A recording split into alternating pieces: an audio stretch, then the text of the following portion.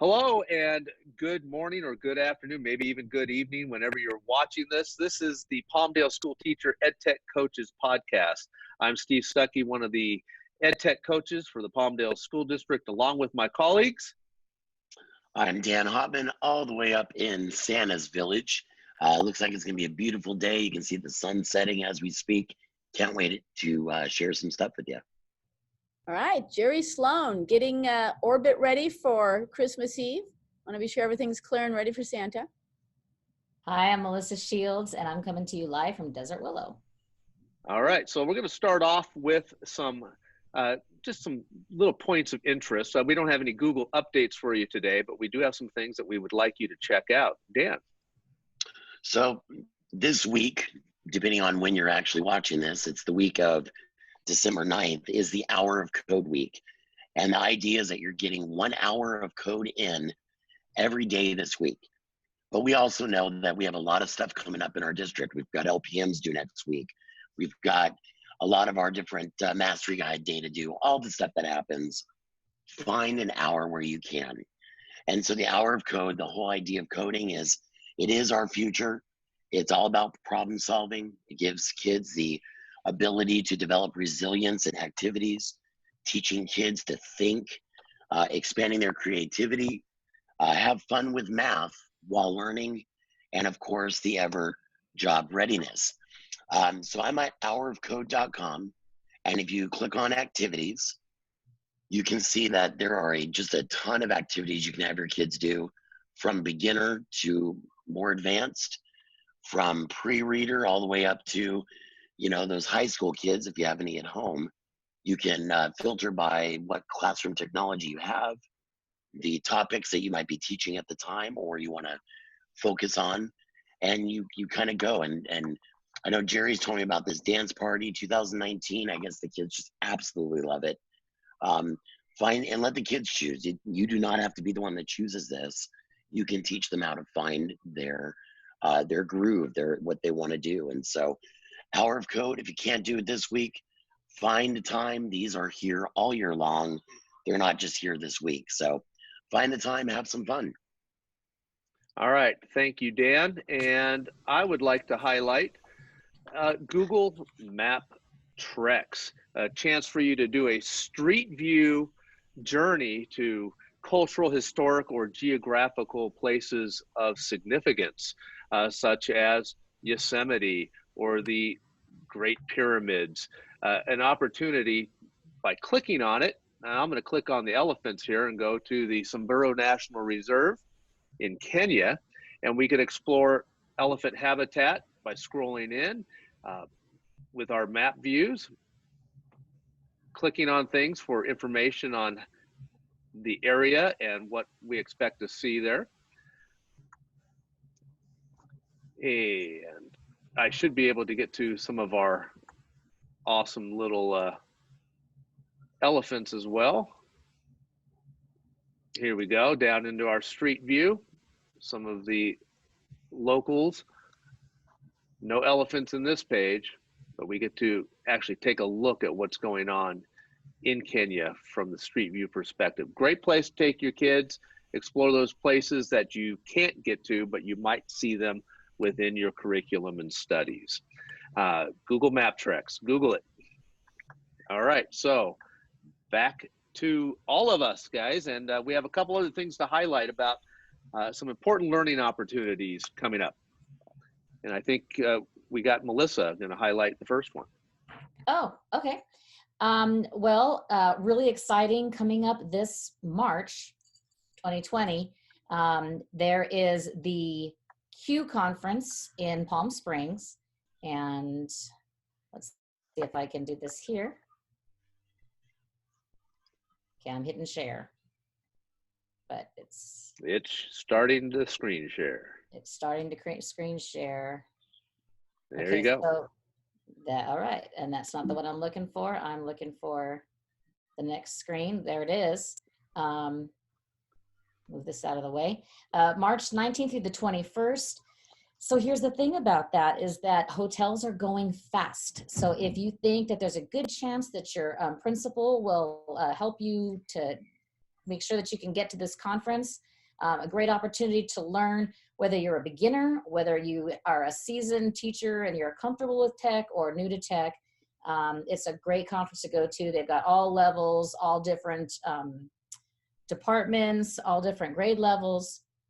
Maybe you want to book your hotel now, and then, you know, at least you've got a place to stay, and before your registration gets approved by your administration. And would love to see you there. Just a great opportunity for learning, networking. And I think that's all I have to say about that. There's probably more. I'll think about it. And coming up in January, right? QLA, Q-Palooza. Well, I'm actually going to highlight that one. Okay. So you're gonna have to stop sharing my screen because I have zero idea how to do that right here with this. I've zoomed in. All right. Well, then I will stop sharing your screen, and I will take back over. So coming up on January 25th is QLA. If you can't get away to go to Palm Springs, or your principal won't pay your way and your hotels are booked, you can come for a day in which even two of our own Palmdale teachers, Dan Hubler and Michelle Lake, are presenting at Horace Mann School in Beverly Hills. Starting on that day, Google Q Los Angeles, QLA or QLA Palooza 2020. You'll find the link to sign up and pay to go. And I think it includes breakfast and lunch for the day. So a great chance to hear some of our own as well as others, and do a little bit of learning along the way. I'll be there. Come and join us. I'm going to be there. And you'll be there too. There'll be a few people. It'll be fun. I do want to mention too that this is winter break is a great time to get your Google certification, level 1. We still have stipends available.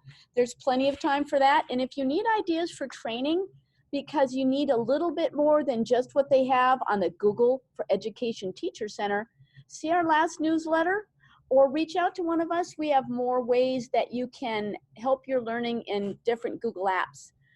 Remember, it's just a 3-hour test. It's not hard.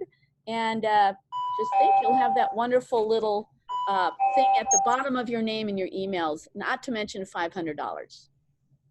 I guess Melissa's now dismissed according to the bell, right? Yeah, I think it's a 4th period now. All right. So we want to, as we normally do, have a discussion. And we picked an idea this time about spoon feeding. And so I would like to maybe preface that with this idea that we want students to become independent learners. But then I ask the question, are the actions that we take in the classroom encouraging them or discouraging them away from becoming those independent learners? You know, young children are always looking at the world and they're always asking why. They instinctively want to learn, yet some adults and some students have rejected learning. Why? You know, example, even last night, and hope my wife never listens to this podcast ever, but, you know, my wife had numerous, well, maybe it was just 2 or 3 questions regarding some basic use of technology. When I gave her my line that it's almost 2020 and there's no excuse for not learning how to use technology, she simply replied, "I don't want to." And when I told her that she'd be in a real predicament if I die, she responded, "Well, I'll always have the kids. They'll help me." Well, the point is, at what point, when did she stop being curious?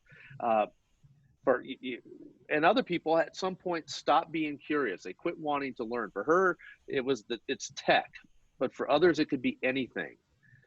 Are we just spoon feeding students? And if we are, we're not preparing them to become independent learners who are college, career, and life ready, right? If we're just providing them answers, like I did my wife last night, and I'll say this, I robbed her of her potential, and her curiosity, rather than encouraging her to ask the correct kind of questions to be able to solve those problems on herself. So what do you guys think about spoon feeding our children? And I'm throwing it right at all of you. You know, I think one of the first things that we need to make sure we're doing with our kids is Edutopia has a great article about, well, about this topic. And one of the things that they note is that the most important thing to learn in school for kids is to learn how to learn. A lot of times I think there's an assumption that the kids know it. They should know how to do this activity or whatever it might be. You know, there's an assumption, but sometimes the kids just need to learn how to learn. You know, they're not instinctive in the wording that teachers use, and a lot of times they get lost just in the instructions. And I've certainly had the privilege of teaching in elementary and middle school. And I have seen where we scaffolded, we held the hands of the elementary students, and they get into junior high and they sit there and wait. Okay, teacher, tell me what to do next. I'm not even going to move. And that's not independent learning, and that's not learning how to teach yourself and to reach a level of understanding how you learn even. I found sometimes, me being a middle school teacher for most of my teaching career, that you know, you want them to be successful, so you do the scaffolding, but at some point when they come up to you, kids start to expect it, or at least middle school students will start to expect you to do for them. And it doesn't have to be hard. It doesn't require a lot of planning to get these kids to start learning on their own. As I tend to do, beginning of the next period, I tended to throw the questions back at them when they would ask, you know, well, you know, I don't know how to do this. And you just simply just, well, how do you think, if you knew how to do it, how would you do it? Oh, well, you know, and it seems so silly, but you can trick them like that into thinking on their own. Well, I guess I would do that. Try it. What if it doesn't work? What if it doesn't work? What if it does?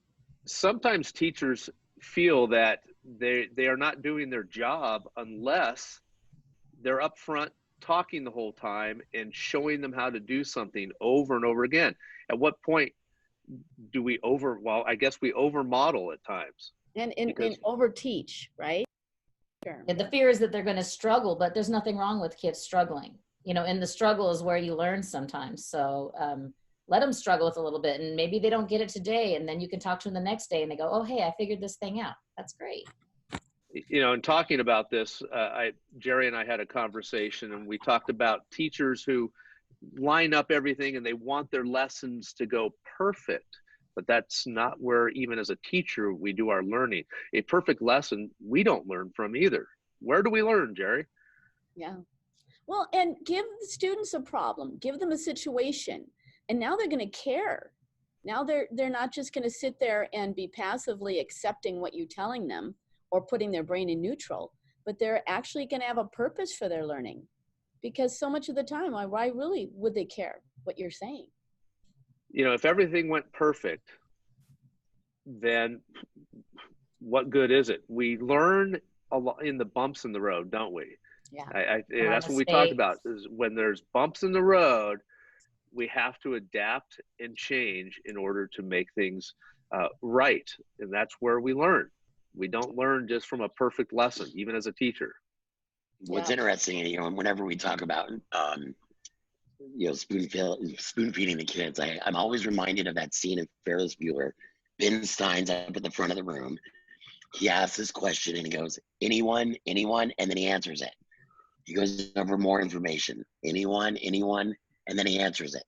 Instead of just doing the wait time, make the kids think or ask another question to spark interest. You know, it can't, it just doesn't work. You know, we're out of the age of giving the kids information and expecting the regurgitation back to the teacher for that understanding of material, so that when they go and take the test, they'll be perfect at it. They've memorized it. That's just not how our world works. That's not how our testing works anymore. So to have that type of expectation on our kids just isn't fair to them either. And it's not fair to us to be perfect, because in the struggle, we're learning, as Steve said, and that's a great reflection. And I often think literally of what it must be like when we're spoon feeding babies. If any of you have been a parent, you're spoon feeding. At some point, they want to reject the spoon feeding because they're curious, but that high chair is no longer a clean space, is it? It is a mess as they're experimenting and feeling and touching and learning by doing it themselves. And it's not a clean, perfect time. Learning is messy. It is messy. True learning is very messy and noisy. That too. And so we are almost running out of time. So we are going to go real quick, real fast. Melissa, any upcoming trainings? Yeah, let's see if I can figure this out one more time. You may still have to take me off. Here we go. And next. Oh, so where's our training? Where's my training slide? Well, let's do this. If you need to contact us. There it is. There it is. Okay. Sorry. So we just have 3 that are up for December, and the new ones will get posted. The ones for January will probably get posted before the break. So 2 of our trainings on the 10th, which is today, Apple Classroom. So that's the day we're filming it. If you watch this tomorrow, you'll maybe miss out. Apple Classroom. It's kind of like Kapara, but for the iPads, while it's geared more for the K2 classrooms because they have those iPads, it's still open to anyone. And also the Google's Applied Digital Skills, more focused on the upper elementary and middle school. So if you're not in K2, there's a different one you can go to about the Applied Digital Skills. I think, Jerry, you're leading that one, right? Yeah. And then on the 17th, video in the classroom. So fun class with FlexClip, Adobe Spark, and it's ugly sweater night. So bring your ugly Christmas sweaters or just your festive ones and come have a ball with Steve and Dan on the 17th. There will be a contest for that ugly sweater, just so you know. And we also want you to bring something to share. I mean, let's at least have a good time heading into our vacation. All right, so upcoming things, how to connect with us. It was up there briefly. Email us. You can call us. Check us out on Twitter. That information is out there. You can find us at palmdalesd.org/edtech, and she's going to take it back over again. I am. And there it is, so you can see it while we're at it. We're on the newsletter too, which is in your inbox somewhere over the last week or so. Last 2 weeks. Absolutely. All right. So that being said, we're going to ask you to always remember, because you are always learning, that you are not who you were. You are working on who you will be. Have a happy holiday, a Merry Christmas, Happy New Year. We will see you all again in 2020. Bye.